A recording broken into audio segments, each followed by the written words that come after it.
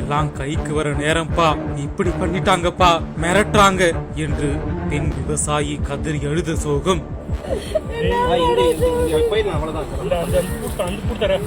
கோர போட்டிருக்கப்பா, கைக்கு வர நேரம்ப்பா, கேட்கவே இல்லப்பா என்று எந்த பர்மிஷனுமே கேட்கலப்பா. டவர் போறேன்னு சொல்லவும் இல்லை. அவங்களா உள்ள பூந்து இன்னைக்கு ஞாயிற்றுக்கிழமை வேலை பார்க்குறாங்கப்பா. நான் இல்லாதப்பா, நான் திருச்சியில குடியிருக்கேன்ப்பா. என்ன நடக்குதுன்னு தெரியல, மிரட்டுறாங்கப்பா, போலீஸ் மிரட்டுதுப்பா. என்ன போலீஸை வச்சுக்கிட்டு என் வயலுக்குள்ள என்ன நுழைய விட மாட்டேங்கிறாங்கப்பா. ஒரு வருஷமா கஷ்டப்பட்டு வளர்த்த பயிர் அறுவடை செய்யும் சமயத்தில் நாசமானதால் உடைந்து போன பெண் மனதை உருக்கிய கண்ணீர் காட்சி.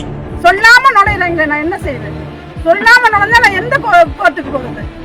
எந்த கோர்ட்டுக்கு போற? ஒரு பொம்பளைக்கு பாதுகாப்பு இல்ல. பொம்பளை பாக்குறாங்க, பொம்பளைங்க ஆண்டுட்டு இந்த பொம்பளை என்ன பண்ணுவான்னு ஈடி கேக்குறேன், ஈபில கேக்குறாங்க. ஒரு ஆளா நீ போடு பாத்துக்கலாம், அவளை நான் பாத்துக்கிறேன், அவ அப்படி இன்ஸ்பெக்டர் சொல்ல உன்னை தூக்கி உள்ள வப்பண்டி அப்படிங்கிறாரு. பொம்பளையோட நிலைமை இதுதான். பொம்பளை போராட்டம் யாரா பாத்துருக்கா?